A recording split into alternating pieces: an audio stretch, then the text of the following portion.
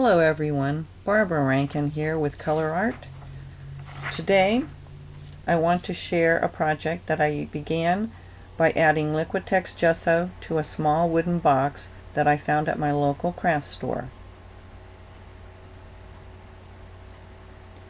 You will want to coat the bottom and each of the sides to give a nice coverage and seal to the box. Next, I chose a piece of print paper from the Tim Holtz Wallflower paper pad, and I'm going to tear it into strips.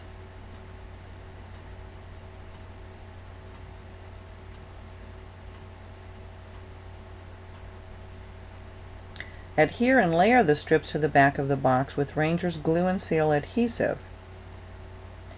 Because this is double-sided paper, I alternated the pattern each time I laid a strip down.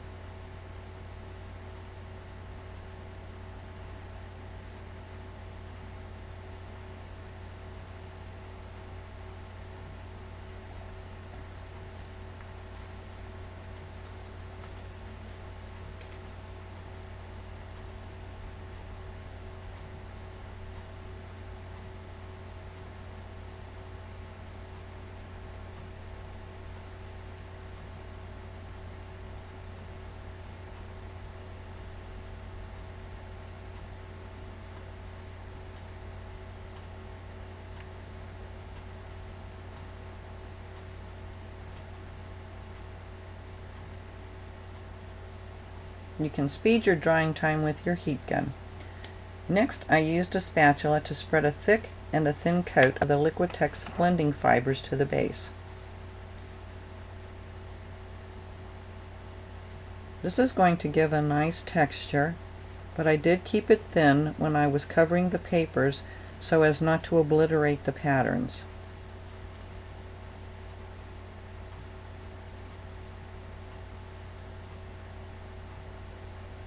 Here is a collection of the chipboard I plan to use in my project. This fence is a Sizzix die cut from Tim Holtz, to which I added golden crackle paste for a shabby look. It is rather thick, so I used my finger to add it for better control, and I simply used a dabbing motion. As with all crackle mediums, you do not want to speed the drying time. Set it aside to dry on its own. Again, I am coating the remaining Lasercut chipboard pieces from Gina's designs with white gesso.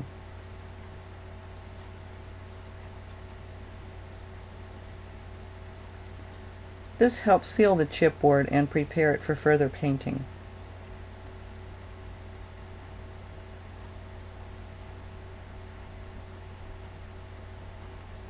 Pick up each piece after gessoing to prevent it from sticking to the paper.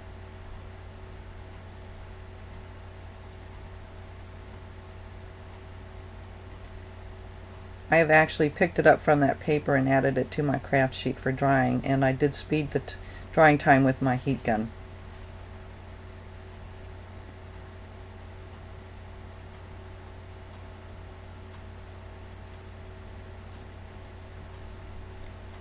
Now I'm going to cover the Deco Lattice Panel 1 with the ColourArte's Rustic Rose Silks acrylic glaze.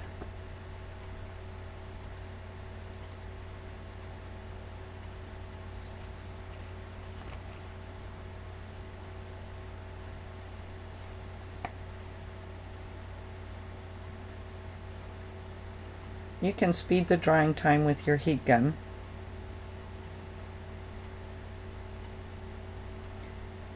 Then I'm going to add a coat of the DecoArt clear crackle glaze over the top of the lattice panel, dabbing the medium with the brush over the top rather than brushing it on.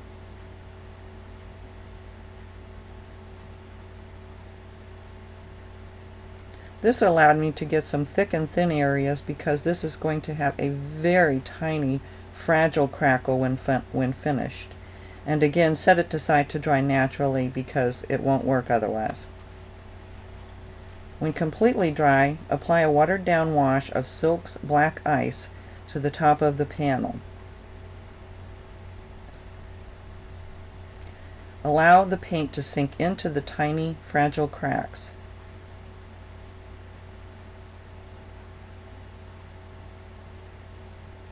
Use a baby wipe or even a damp paper towel to remove most of the black to reveal the pretty pink color beneath it, while at the same time enhancing the cracks. Continue adding and removing the black until you like the effect, and then set it aside to dry.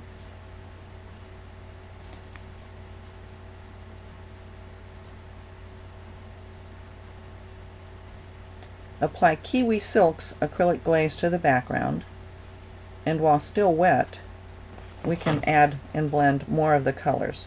Next, I applied African Jade,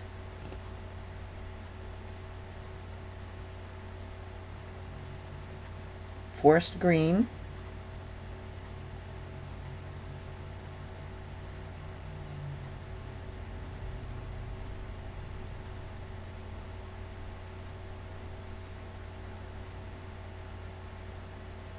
and Teal Zircon Silks,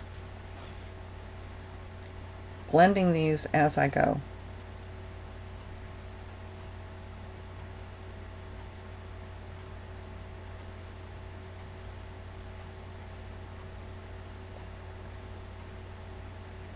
Continue adding these colors until you like your background. Again, you can speed your drying time with your heat gun. Next, I want to work on the outside frame. I spread golden light molding paste through the Tim Holtz striped stencil to add texture to the sides and top edges.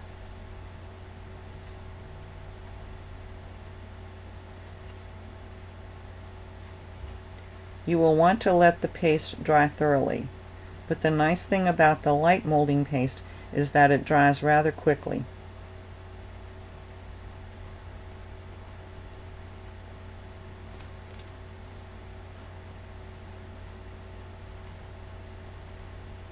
Paint Honey Amber Silks on the inside and the outside of the box.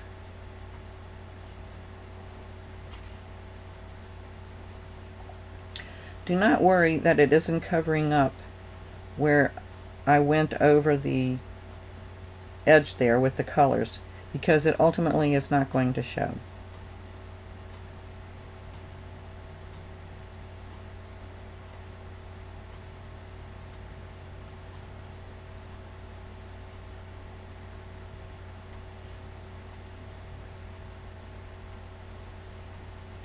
The nice thing about the silks is that they dry fairly quickly, so you don't have to wait for very long periods of time. Unless, of course, you live in a very humid climate, then that might be different. I think you can begin to see the textures coming up as the molding paste is taking on the paint in a different way than the white gessoed wood.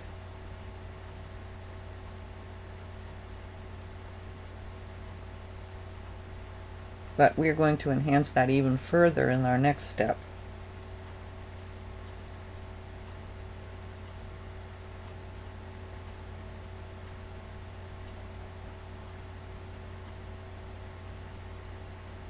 When this is dry, add a wash of the ColourArte Black Ice Silks to the entire frame.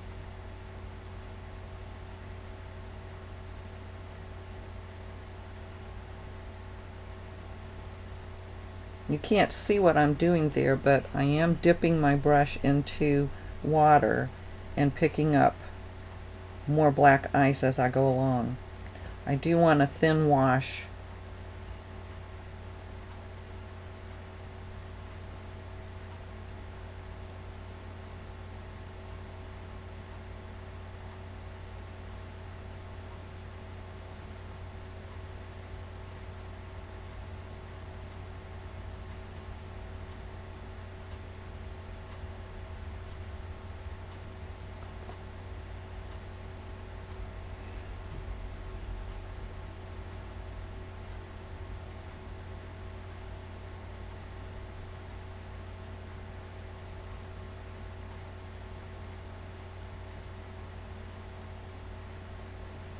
When I've completed painting the frame, I'll take a baby wipe or a damp paper towel and I wipe off some of the excess.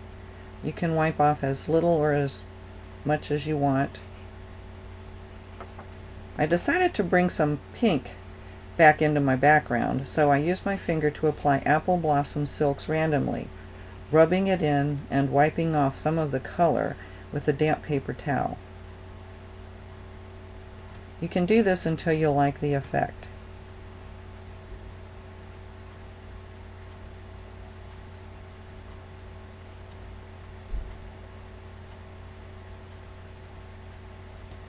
This brings in so much added dimension to your project.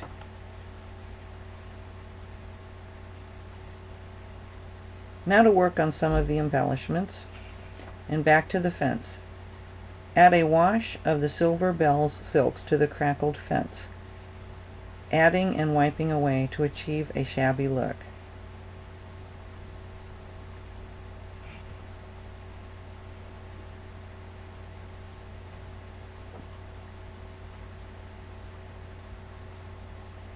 I did not want the fence to be too shabby looking, but rather knock down some of the white. And I also wanted some of the crackles to show. Next, I die cut this Eiffel Tower from black matte board using the Tim Holtz die and embossed it with the matching embossing folder. I wanted to enhance the embossing, so I picked up a tiny amount of the Emperor's Gold Radiant Gels from ColourArte with my finger, and I just hit the high spots on the die to bring out the details. On the bicycle, I painted tires with black ice silks. Then I'm going to color the seat with nutmeg silks. When I was a little girl, I had to have a pink bike, so naturally I had to use apple blossom for the bike.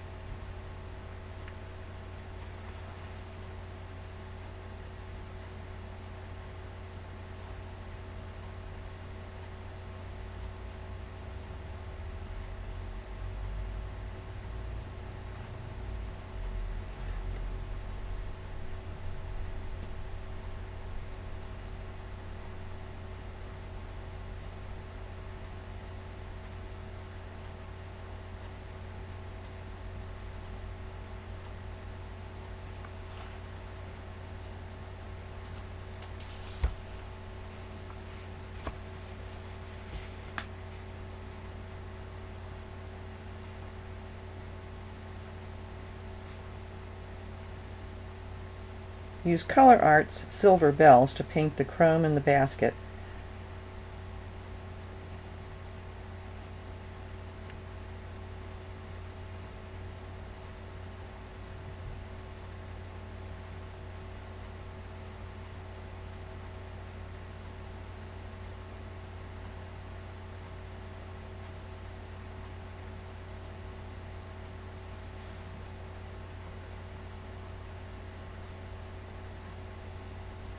I'm also going to paint the two gears with the Silver Bells.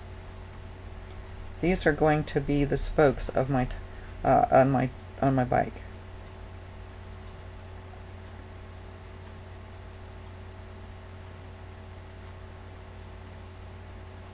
And then I'll set all of these aside to dry.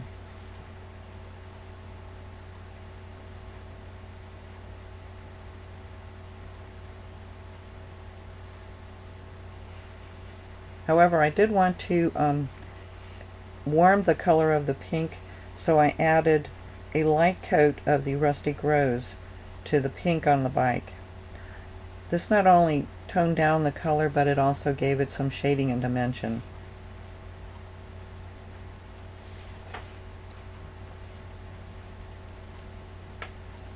Now I'm ready to start adding some embellishments. The first thing I'm going to do is add the Deco Lattice panel with Tombow mono adhesive and adhere that to the center back of the shadow box.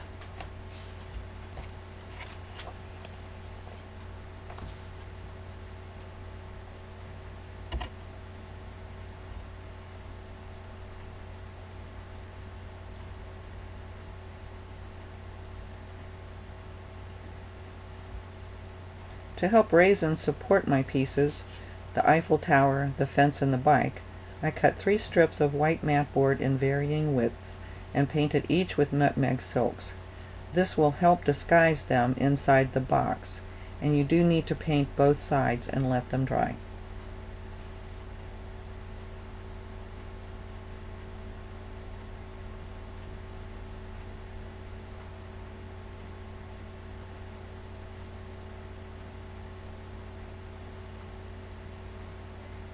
Okay, I'm going to add the gears spokes to the back of the bike with my quick grip glue.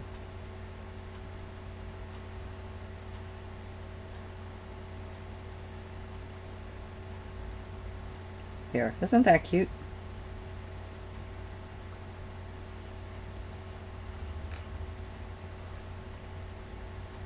Next, to add my supports, I'm going to use the thinnest piece of mat board that I cut, and I'm adding that to the back of the Eiffel Tower. Adhere the strips to the back using the Beacon Quick Grip glue. This glue is almost like using a glue gun without burning your fingers. It grabs immediately.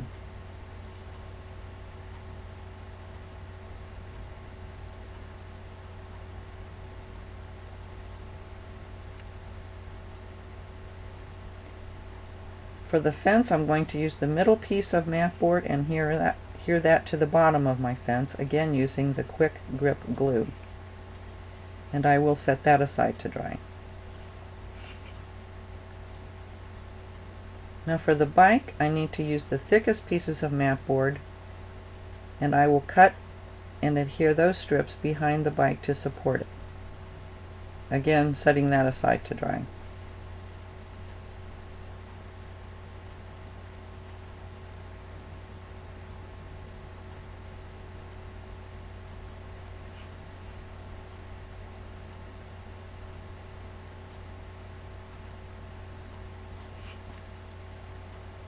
Okay, the first piece to go into the box is the Eiffel Tower. Remember, I used the thinnest piece of support for this one. Adhere it to the box with quick grip glue. Next, apply the glue to the fence support, the bottom and sides of the fence, and adhere inside the box. Before gluing the bike, check to see if your supports are located properly. If you need to cut away any of the board, now is the time. When it fits, then add the glue to the supports and adhere that to the top of the Eiffel Tower and the fence. Let's add some flowers to the basket. This could have been done before adhering the bike, but this will work too. Place a coffee filter or a piece of paper beneath the basket. Add a thick bit of the Tombow glue to the basket and sprinkle Heather Flower Soft over the glue. Let it sit until dry. Now let's work on some more embellishments. While those are drying, after gessoing the curly word "Remember" from Gina's Designs, I painted the chipboard with Rustic Rose and Apple Blossom, blending the 2 colors, and I will set those aside to dry.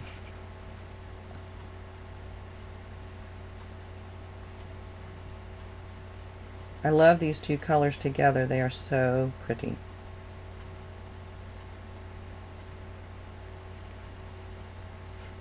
Next, after gessoing the filigree frame's heart, I painted it with Emperor's Gold Radiant Gel from ColourArte. I went over it twice to get a really rich gold color.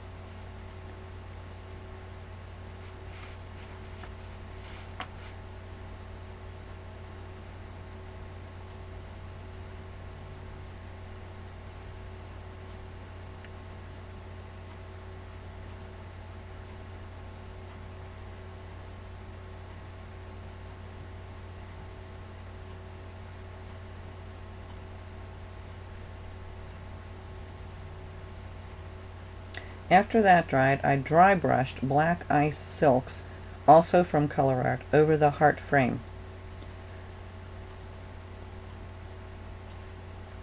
I love the way it antiqued the filigree gold.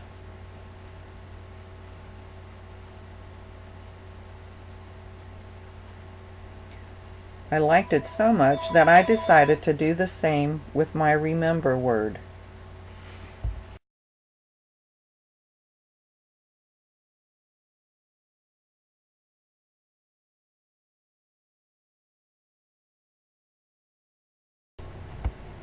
I computer-generated the words Paris in the Springtime using the Gabriola font in Word and printed it onto a piece of print paper from the Wallflower paper pad. Using the frame piece, I traced around the inside of the heart with a pencil, cut out the heart shape, erased any pencil lines that were still showing, and then I glued it to the solid heart shape from inside the frame piece.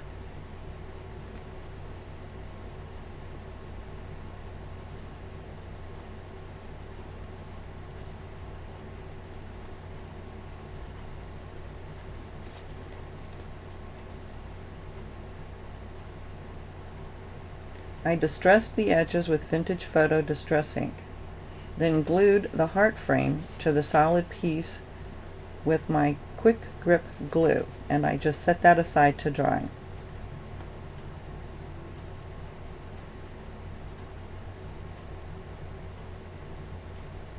Now back to the dried Flower Soft flowers. Tap the bike a bit to shake off any excess Flower Soft onto the coffee filter, and you can put that back into the jar. Use the quick grip glue to adhere some assorted flowers from my local craft store. Use whatever you have that will work for your project.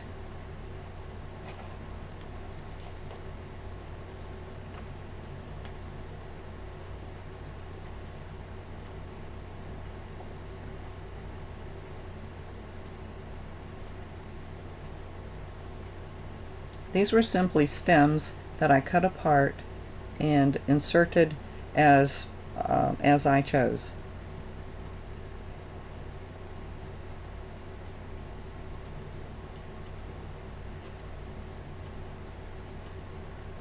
I also added some tiny pieces cut from a stem to add in front of my fence. I thought these looked like little irises that were sprouting up in front.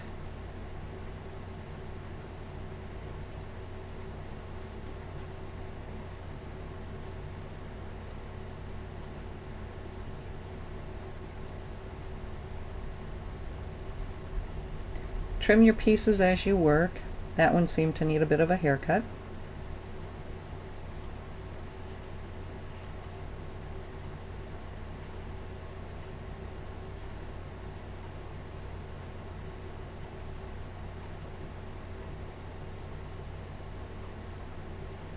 Next, I glued the filigree heart frame inside the box, and the curly remember word was glued along the top edge of the frame.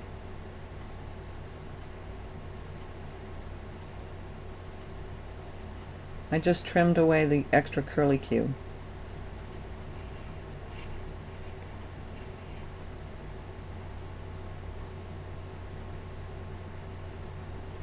One last thing I wanted to do was add some bling to my bike. I added thin lines of petal pink liquid pearls around the bike for interest.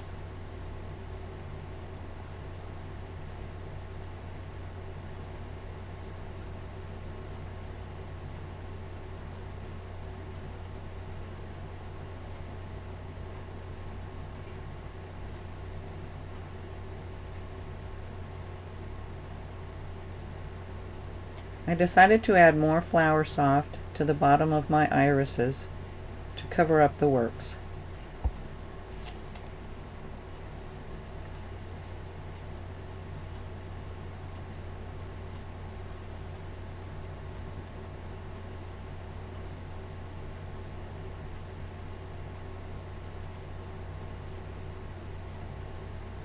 Here are a few close-ups of various portions of the box.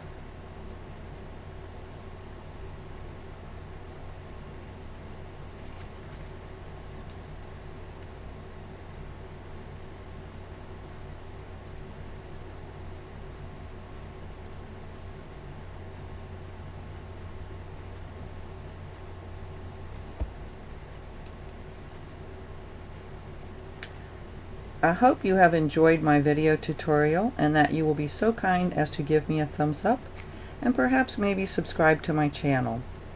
Thanks so much for watching.